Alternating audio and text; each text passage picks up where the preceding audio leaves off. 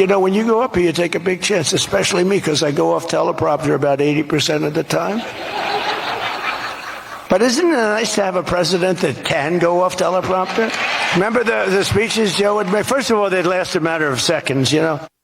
Welcome back. That was President Trump knocking Joe Biden as the president is effectively erasing Joe Biden and Barack Obama's legacy on the economy, U.S. energy, the border, U.S. culture, social policies, and much more. Joining us now, the president and executive editor of the Daily Signal. He's Rob Bluey.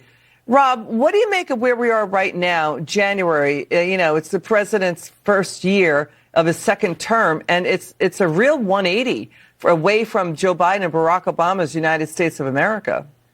Liz, it's good to see you, and it sure is a different time in America, and I'll tell you what, you just had a list there. We could probably extend or double or triple that list for all of the problems that Donald Trump has helped solve, and he was left a mess, as you indicated, from Barack Obama and Joe Biden, whether it be healthcare, the cost of living, foreign conflicts. I mean, you can go down the list, and as Trump approaches this one-year anniversary on January 20th, I think the United States is much better off with him as the leader, and thank goodness that we have the policies that he's pursuing right now, because our country, certainly both from a domestic standpoint and foreign standpoint, is a much better spot today than it was when Joe Biden left office. You know, we've talked to journalists covering the last 4 years under Joe Biden.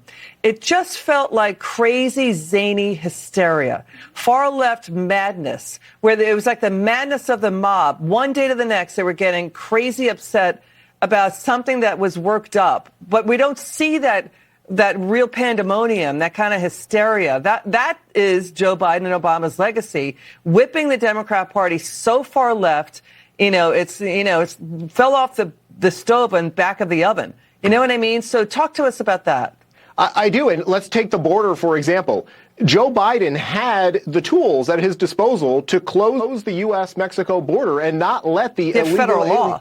Right, exactly. And Donald Trump had done that in his first term. And so what did Biden do? On day one, he wiped away all of those policies and left us with the situation we're in now. And if you want to talk about anybody who's responsible for the chaos that's happening in our country, it's people like Tim Walz in Minnesota, who, if they just cooperated with Donald Trump and enforced the law, maybe we wouldn't have these out-of-control protests happening in Minneapolis. And so I think that you point to the Democrats, and they just do deserve the blame. How much does the far-left media and the left-wing media, or how much blame do they share?